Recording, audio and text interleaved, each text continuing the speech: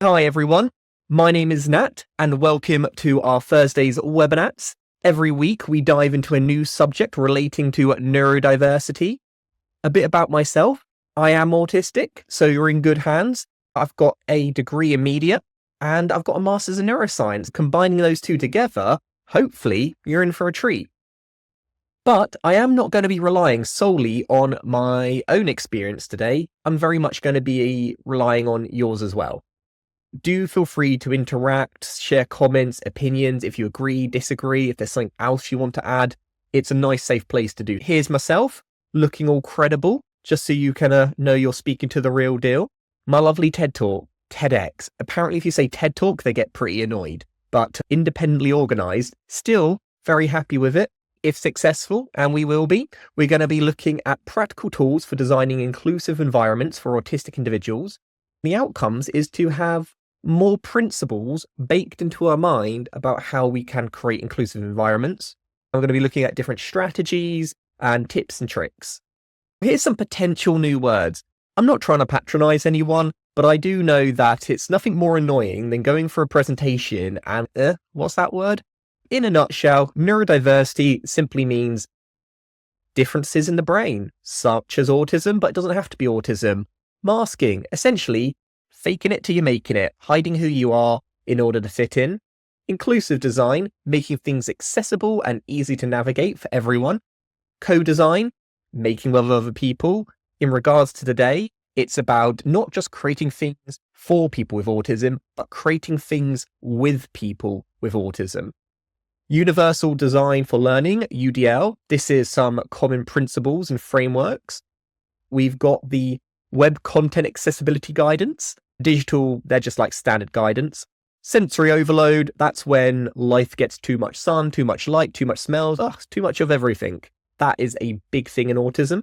Stimming, which might be repetitive movement, which can be done when you are overstimulated and you just kind of ground yourself and de-stress. EF, executive functioning. This is how the brain processes all of the information going around. Sometimes it can be difficult. Typically, when we talk about autism, we talk about the medical model. We don't need that today. Today, we are focusing on the social model of disabilities and neurodiversity model. The social model is probably our primary one today. And this is saying, hey, you're not the problem, society is the problem, and we should accommodate to support you. We are going to be looking at some of the accommodations and support that you can do for ND individuals. I'll be honest with you, a lot of the time it's retrospective, which means that, okay, we didn't make it inclusive to begin with, but now we're going to make it inclusive. Ideally, you make it inclusive from day one, but retrofitting is sometimes the only option. Why inclusive design matters for autistic people? Why do we even care about it? What is the point of making things accessible for those with autism? Sally says, everyone deserves to be included. Nice, but why? Why should we do it? I always think if you can give a concrete answer to why it benefits people, you tend to get more people on board. Okay, we've got sensory differences. Yep, definitely. People with autism experience the world in different ways. So if we make it easier to navigate, we're going to get better results out of them. Different brains have different ideas. The key definition of diversity, in my opinion. So they can reach their full potential, absolutely. Allow autistic individuals to engage, contribute, provide legal rights, absolutely. The Old Equality Act in the UK means you have to do it, but also you should. Awareness of sensory effects in open spaces. Everyone can bring skills to the table. Why wouldn't we include them? Good point. We want all the skills. Why wouldn't we do it? It literally makes money sense. It costs more money not to be inclusive. There is no such a person or prefect of normal. Yet we need to break down those stigmas, ethical responsibility, societal, equitable, to feel included, part of a group, belonging. Everyone deserves inclusion. It's not just about letting autistic folks engage spaces and limiting ourselves by not being inclusive. Sensory issues, what else have we got? Otherwise, we miss valuable voices because they are usually highly intelligent and have a lot to offer. If you exclude people who work in a particular way, things will always get done how they have always been done. New ideas come from ways of working. Yes. Basically, we've got a little bit of an innovation crisis in the world right now. People aren't innovating like they used to. With AI, what's the point anymore? But innovation will always be crucial for humanity, and autistic individuals are prime for an innovation renaissance. If we are given the right platform and adaptabilities and adjustments, we could be the kind of missing link to what has been a roadblock for many problems in the past and currently. Obviously, that's a very optimistic way of doing it, but until we make things inclusive, we're never going to know. They help us question status quos, nice, because they are special. Yeah, why not? But no, I wouldn't say the main reason. Do you know, I've got a little bit of an issue with the word special. I appreciate it's meant in an uplifting way, but let's face it, the word has lost that type of meaning in some regards. Let's look at some inclusive design. We've got some standard principles when we create, manifest, put together things. You've got your sensory information, which highly relates to autism: sight, hearing, touch, smell, taste. Cognitive, how we might maneuver it with our memory, our problem solving, attention, cognition. And physical, how we actually navigate around it and interact with it. First of all, you got your rights. Ensure equality for autistic people. This isn't something which is just nice to have. It's also legally mandated in a lot of countries. However, if you make things inclusive for neurodiverse people, like those with autism, you also make it inclusive for everyone. This doesn't just help one portion of society. We unlock different strengths and talents. Again, we're not saying it's all easy with autism. There are challenges, but the values and the benefits are hidden under the surface, and we can unlock those by making things easier to navigate. More sustainable. Essentially, if you do not support those with autism, they will burn out and you'll have lower retention rates. This is true with all people. Nicholas says, you mentioned AI. Is AI able to think in a neurodivergent way? I would say no, not yet. And maybe never, because AI essentially takes the average of all the world's information and kind of synthesizes it into kind of pocket responses. I think in the very nature of how AI works, I don't think so, or at least not yet. Okay, community. Also, a nice environment means everyone gets along, which is nice. Let's face it, not more people are autistic now, but more people are being diagnosed and more people are expecting support. As the younger generation moves into the workforce, it isn't just a, I wish we had it. It's now a mandatory. People are saying, hey, I don't want to work at this company if they're not inclusive. That's something which people hadn't had the luxury of being able to demand in the past. Yet Jane says AI is the boring part of the bell curve. Yeah, and I do think AI is brilliant because it allows people like us to have more of a demand. We are utilized better rather than just kind of stuck in any odd job. Also, it is part of the Global Development Goals. Number 10 is where I fit in this. Lots of reasons why we're doing this. To build a culture of inclusion, we have to start prioritizing things. And I want you to think, what one of these key priorities would have the biggest benefit to avoid autistic burnout? Because ultimately, that's the key challenge here. Autistic people can work, but we're more likely to hit a brick wall and burn to the ground because there is a lot going on and it hasn't been developed for us. Oh, Jane says, my needs aren't special. They are vital to create an equitable society. I like that. If you don't know what autistic burnout is, essentially, when life gets busy, there's more demand. That demand puts more stress on us, and that stress means we burn out. Then there's less stress. Then we recover, and then we start to do more again. It goes round and round until there isn't anything left of us. And that can be mitigated against via awareness. The more people understand about how our brains work, the more we'll be catered for. Support. Making sure that should adjustments be required, adjustments are available. Communication, making sure that we feel comfortable to have open, honest conversations rather than keeping it bottled in until it's too late. Flexibility, meaning that adaptations are catered to the person. belonging, you feel part of a community rather than othered, and being strength-based. These are just some common pillars which set us up for success. Beth says, and a lot of employability pathways are focused on getting us into programmer roles. Yeah, that's a bit of a problem. Don't get me wrong, I'm sure autistic people make great programmers sometimes, but some of us do not. I can see people are starting to take us into consideration, but if we do not have autistic people at the helm, then it can divert into an area which may not be that helpful. Now, we're going to be talking a lot about how to support those with autism. We should probably actually know what autism is. In a nutshell, it's a neurodevelopmental condition or profile or disorder, up to you, but I think profile is probably a nicer word these days. But it's a way of thinking. And why is essentially early on. It's neurodevelopmental, happens in early life, and it's hereditary. Typically, it runs in the family. It's also due to chromosome changes, tiny bits of your DNA being slightly different, and that's why it's a needle in a haystack. We don't really know what autism is because autism isn't really one thing, it's a lot of different things. That is going to be useful when we start designing for an inclusive environment because it isn't a one-size-fits-all. And how autism demonstrates is typically difficulties with communication, either verbal or non-verbal. It might mean that you have an affinity for repetitive behavior. You are more likely to have co-occurrence like dyslexia, autism, dyspraxia, ADHD, blah, blah, blah. Also, intersectionality is something that should be considered, meaning that everything that life has around you is all part of who you are.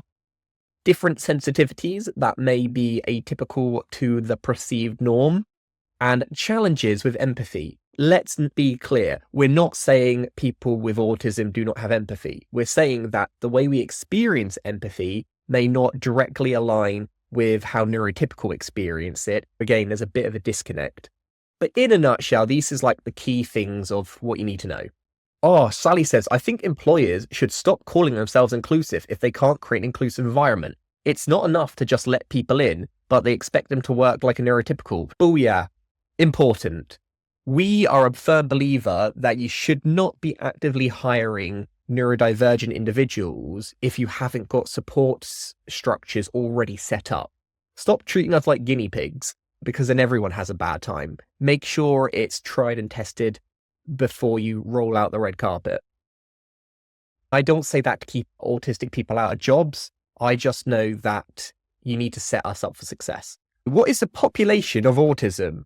This is going to be important because essentially, if it's a very tiny percentage, maybe people aren't going to bother.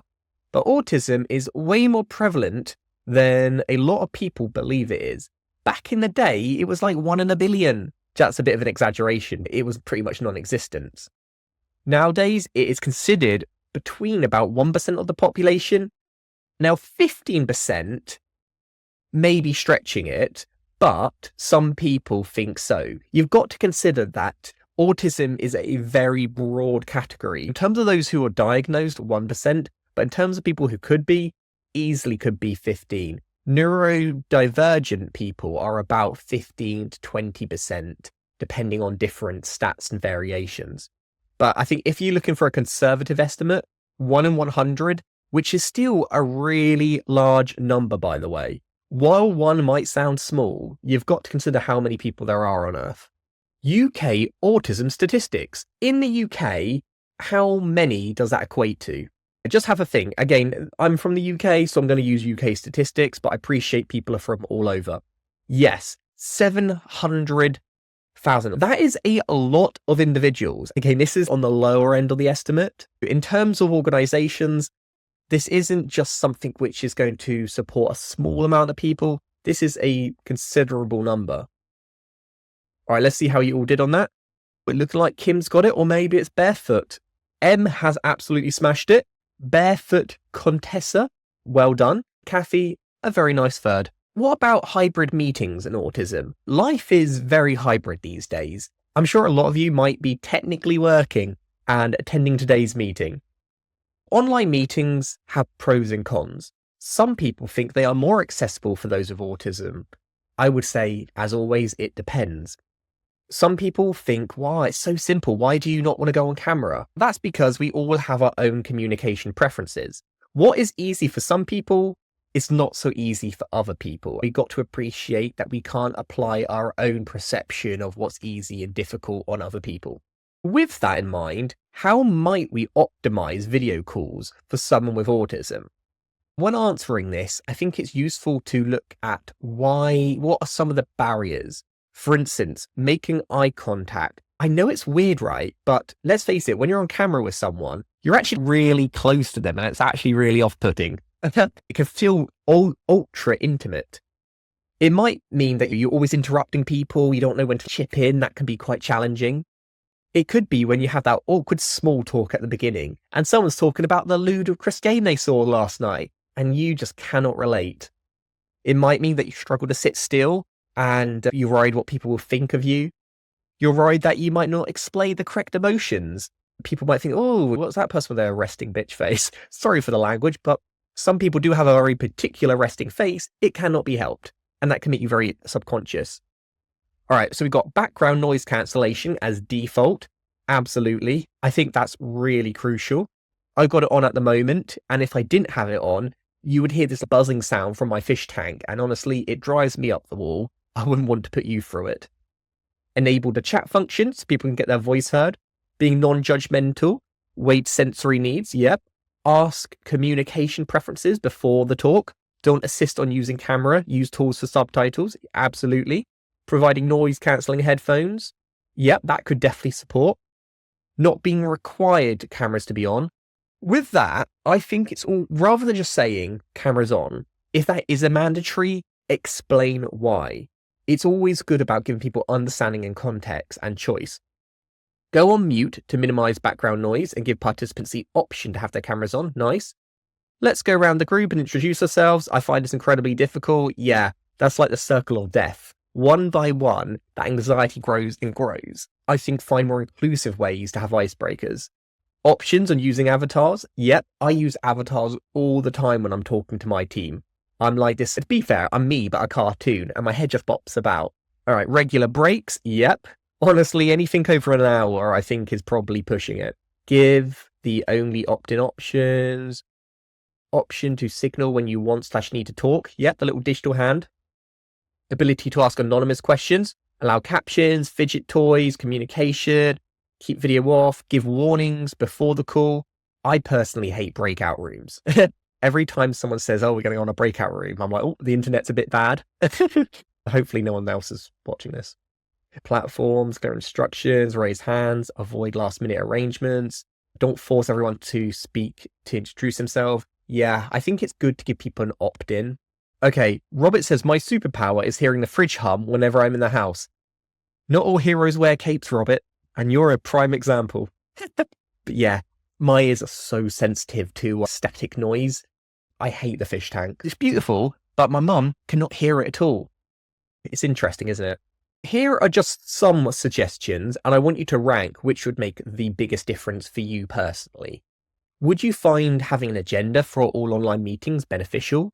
Would you have closed captions, essentially subtitles? Would you prefer it if the chat was more encouraged? Would you find it helpful if cameras were only on for when you had to speak? The last one, I can see why that's my personal preference. And the reason is I find it easy to read people when they're speaking to me if I can see them. If I can't see them, I struggle to pick up on the nuance. That's just a me thing. That might not be a you thing. But what I ask is that if someone wants to speak with me, if they are able to go on camera, even if it's for a minute or a few seconds, I find that helpful. What I do is I explain why it helps me, and then hopefully the person can meet me in the middle. Because one thing that people don't often consider is that the facilitator, whoever is doing the talking or the session, they also have needs. It's not all about you. It's about working collectively together. Oh, Emma can hear the TV on standby and the smell of the radiator. Yeah, it's life, eh? But yeah, things like that do bug me. We're my house every night. I feel like I'm a dog who can have really good hearing and no one else can hear it. It drives me up the wall. All right, cool. We got having an agenda. Nice. CC, encouraging camera. Very good. Let's move the conversation now onto the workplace. I put the autism iceberg on here because I want us to consider more than the stereotypical elements of autism and know that autism is much more than just communication challenges. It can affect you being overly honest, let's face it. I'm pretty certain a lot of us have offended people in the past. Being more sensitive to certain things, to find it difficult to have rapid change, to find not having that face-to-face interaction, lots of things. All right, what we got here? Oh, Morgan says, I guess if I had to be on video on a call, I would like very much prior notice, as usually I look like a little design gremlin, right? Wearing my sensory-friendly clothes, PJs, and I don't have very good corporate sense. It's just a heads up. This is an image I've shown on previous webinars, and sorry it's not the best quality, but this was someone's impression of what the perfect office would look like. I want you to put a little dot on what area you would find most beneficial.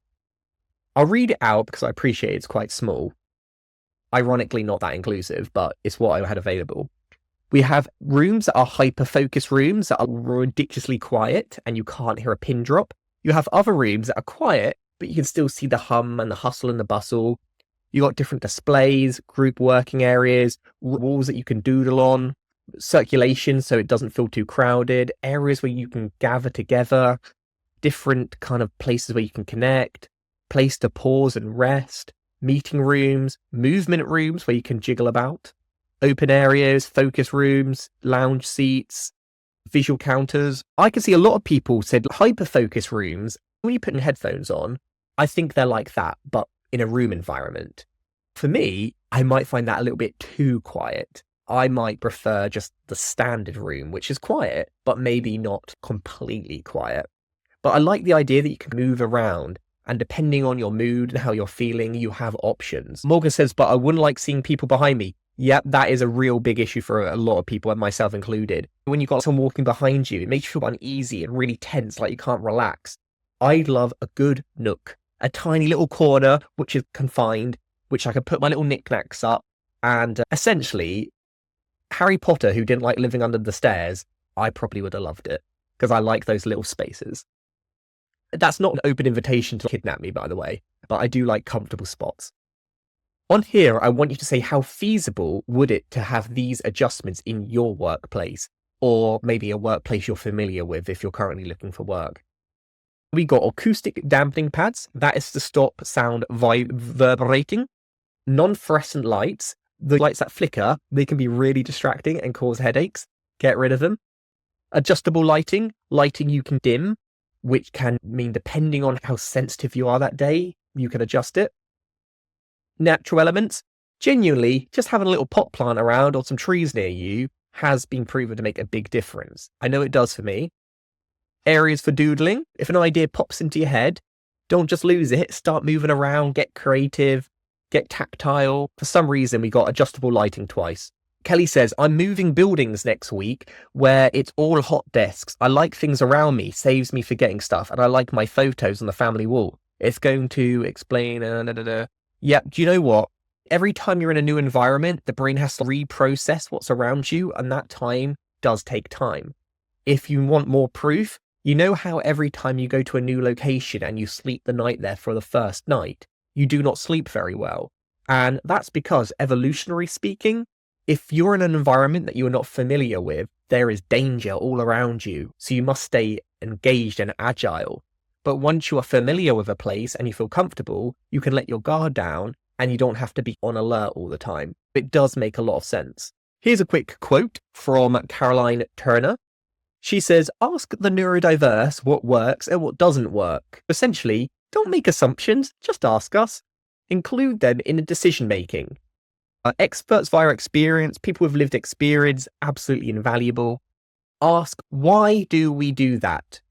Could it be done another way? Essentially, challenging the status quo. Some things that could be considered is perfumes. Are there air fresheners that are awful? New buildings smell like fish. They do to me. Or do you remember those textbooks you had in school when you'd open them up? They were really pongy and I couldn't do my work. Other things is having lots of one-to-ones, supporting people, allowing people to have different start times and end times, making sure things are already written down in notes. different adjustable lighting. There are so many adjustable things, which, again, while might have a big impact on those with autism, would probably benefit everyone. Oh, Robert says, I have had coaching from Creased Puddle. One odd name, but I would recommend. I don't have any interaction with them, but that's good to know. David says, I had to leave my last job at the NHS. I won't mention which hospital in London, wink wink, but they were absolutely not inclusive, although they said they were. You know what? People who bang on about how inclusive they are aren't always the case, or open to accommodations of any neurodiverse needs. Sorry to hear about that. Speaking of what could be a good adjustment, are there any easy accommodations for autism-friendly workplaces? What are things that could be done right now that are super simple, that are not an inconvenience to anyone? We got work from home. Yeah, other things that I put on here is noise cancelling headphones, which can help some people, not all. Be okay with certain repetitive behaviours.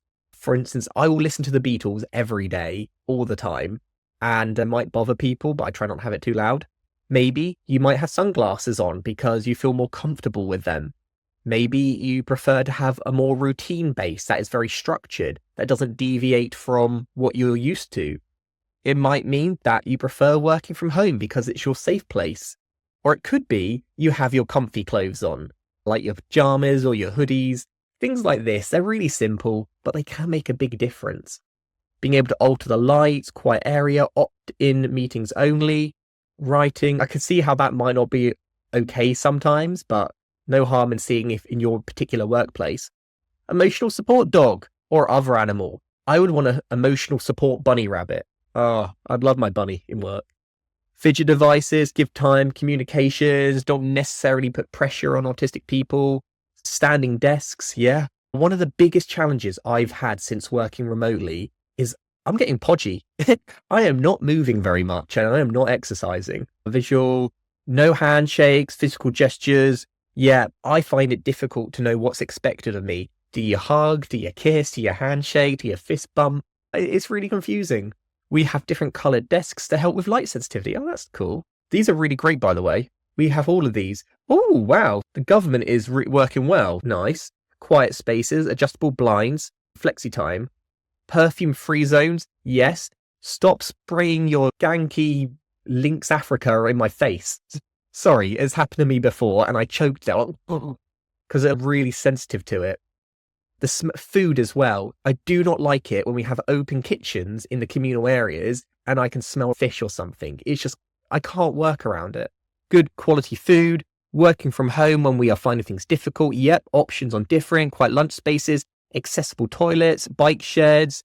Yep. To be honest, you tell me one of these things that would not benefit everyone. You can't do it because all of this stuff would honestly help everyone. Oh, question. Does all of this relate to autism as monodiagnosis? Because supporting animals/dogs or someone else would totally distract the ADHD part in me. Okay, Daniel, good point. Sometimes something which may benefit one person disadvantage someone else. And that's why that image I showed you where you have lots of different areas, I think is really crucial. Because again, a emotional support dog would be amazing, but could you do any work with a cute little puppy around? It'd be very distracting. You might have areas which are like pets allowed, and there might be other areas where no pets are allowed. It is a balance, honestly. You raise a good point. Yeah, Petra's, I don't like when people eat their lunch in the communal office. Me neither.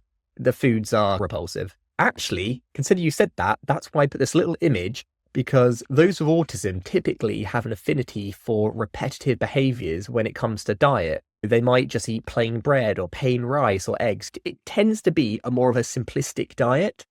And that's because sensory, it's less stimulating. Other examples of accommodations could be quiet spaces, cancelling headphones, communication, all the standard stuff. It could be an area to get moving if you need to stim away. It might be having groups where you can express different areas and talk about what you love, different stim toys, places and culture where you can ask as many questions as you possibly like. Yeah, Morgan, I eat plain rice. Yeah, I eat shreddies every single day, all the time. A question room sounds fun. Yeah, why not? We're talking, forget about constraints. We are just thinking about what the best possible work environment could look like. That's the best part about being neurodivergent, being able to innovate. Not everyone's going to like our ideas, but you have to dream them in order for them to become a reality. My next question to all of you is individual work adjustments for autism. What have you actually tried? What adjustments have you personally tried which do work? Some adjustments, which we've maybe not spoken about, is having additional time for tasks. And that is not something that you have to ask for, it's a given. Maybe other adjustments is having work given in different formats, auditory, visual, videos. Maybe it's having no music because you find the radio really distracting. Maybe it's having a chair which is more comfortable, which means you can move around, or one that doesn't move around. Maybe it's having a pilot's checklist so you know exactly what needs to be done each day. It could be having software which allows you to dictate your work so you don't have to type it manually. It could be just making sure that all the different senses have been taken into consideration. Taste, sight, hearing, touch, smell. Maybe you're allowed to record meetings on dictaphone so you can't forget. Maybe you also get someone to encourage you to take breaks when often you forget. We got regular check-ins, working from home, sunglasses, low light, AI meeting notes. Yep, I use them all the time. Do you think noise-cancelling headphones can create barriers? Do you think they are trying to solve the person rather than the problem, e.g. tracking the acoustics is better? Yeah. So you've got your big fix, which is creating a better sensory environment. But if we're being honest, that can be expensive and timely. Where noise-cancelling headphones, they're more of an opt-in solution. I know where you're getting at with this, but I don't think one is necessarily better or worse, because one is a bit more portable and it can help. In terms of whether or not they can create barriers, if you say only those of autism, then yes. But if you're saying anyone who wants them can have them, then it's more inclusive. I would say, though, if I want to get someone's attention, I might message them or wave to them, and then I ask the person to take the headphones off. I hate it when people go in their own world and then disengage. With most things, remember, it has to be a compromise, or at least a mutual, it has to work for both parties. Leanne says, headphones are a great signal not to interrupt. Yeah, when we worked in an office, I used to wear headphones with no music on, just to basically say, don't talk to me right now. And people didn't. But when I don't have headphones on, people talk to me every 5 seconds and I couldn't get any work done. We've got low light, extra breaks, meditations, choosing where to sit, quiet spaces, sunglasses, no disturb zones. Jane says, I get a fight. Yeah, me too. My son does that, keeps his headphones on around the house to indicate don't speak to me. I think that's fine. It's a way of communicating. Some ways you can adjust different work habits is create low traffic areas. As we mentioned, having people walk behind you is off-putting. Having different checklists and timelines, which are more visual. It could be having tasks broken up for you. Having different phone alerts to remind you to do different things. Little smart home assistants. Different day planners, headsets. Being able to turn your emails and text messages off so you don't receive them, because a lot of people tend to overwork. Being able to record notes and meetings without it being an issue. Always having follow-up verbal conversations as well as written ones. Different software. Honestly, the list goes on and on. This image, I think, is quite an interesting one because it shows you how different people communicate. This is using autism as dyslexia as an example, but honestly, everyone thinks different. Those with autism typically are more bottom-up processes where they start off with the minute detail and then they broaden out to the big picture, where those who are dyslexic tend to be big picture thinkers and then they go down to the detail. They're not often on the same page and it takes a bit before you get to the same level. Neurotypical people might be more in the center, but it's just about appreciating that we all communicate and process and understand in different ways. And without some acknowledgement and adjustments, typically those different communication styles aren't going to necessarily align. Plain language. Why do we overcomplicate things with unnecessarily long words? What would make the biggest benefit to you, as in having active voice, which is more purpose-driven, avoiding metaphors, let's say that, having written formatted, maybe bullet points, or descriptive actions. I am going to do this now, or I am now picking up my phone. So it's more explanatory. If any of these things are done, it has been proven that it can help with cognitive flexibility, What this means is if you take some of the mental load off of someone, for instance, making writing and reading easier to comprehend, it essentially frees up more bandwidth to allow for spontaneous cognition, innovation, cognitive control, which can reduce things like stimming or overstimulation. By making things easier to understand, we're more likely to be able to come up with ideas quicker, and we're more likely to evaluate ideas. Every time you use a metaphor, you're essentially giving the brain more things that has to kind of decode, which can cause delays. I'm a sucker for a good metaphor. I would find that difficult to avoid, but I do try my best if I'm around people who I know might find them more challenging to comprehend. David says, I agree. Communication is so needed at work. People speak English, but they often seem that they do not at all. That's the thing. It might be technically the same language, but it's not the same understanding. Some tips in terms of how to support better language and memory is by using active voice. For example, the designer built the room, opposed to the room was built by the designer. It's using the more essential information first and then the action, which is more intuitive to our minds, like it's the natural path our minds would want to go. Avoid ambiguity. Do not leave room for misinterpretation. Don't assume anything. Be structural, literal, clear. And if you ever want to understand how you can get the best out of people, understanding the model of memory, I think, can be quite useful. In a nutshell, we take in sensory information and then we get processed into sensory, working, long-term memory. If someone is overstimulated by different sensory information, the brain isn't going to be memorizing as well. You find when we take things like sight, smell, touch into consideration, people will remember better because their brains are less overwhelmed. This can be a nice way to explain to people why it is that being overwhelmed can make it so difficult to concentrate and comprehend. Emma says, if I have a question, I need an actual answer. Don't just say, no, you can't do that. Explain why. Yeah, you tell Susan. Morgan says, I just think people love to use corporate jargon to sound smarter. I think so too. And they could just give us much more effective answer. We're all on the same page here. And I think if you want to say something, say it in a concise way. And you'll notice I try to do that with my presentations. I use minimal language, not to dumb it down, but to simplify the message. GIFs, quickly pick which one's your favorite. Here's a top tip. Use ones which have a consistent motion, right? They aren't too distracting. You see how Homer is repeating. It's not too distracting. Whereas number 3 is strobing, it's glitching. It's essentially if there was a dog in the office, that'd be distracting. Be mindful. I would say though, where a dog might benefit some people and disadvantage others, this one is a pretty easy win-win. The key takeaways is inclusive design benefits everyone. You aren't doing this for people with autism. You're doing it for everyone. It just so happens that it might have a higher benefit to those with autism. Sometimes the smallest of changes have the biggest impact. You do not have to spend money in order to be inclusive. If you are making adjustments, collaborate with those who you want to benefit, such as the autistic communication. Do not make assumptions.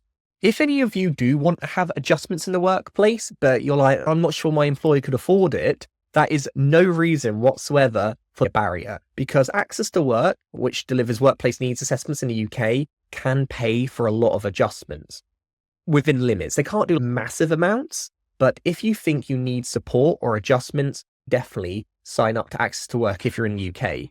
If you're outside of the UK, you can have private workplace needs assessments, which are exactly the same, just there's a cost attached. Keep that in mind.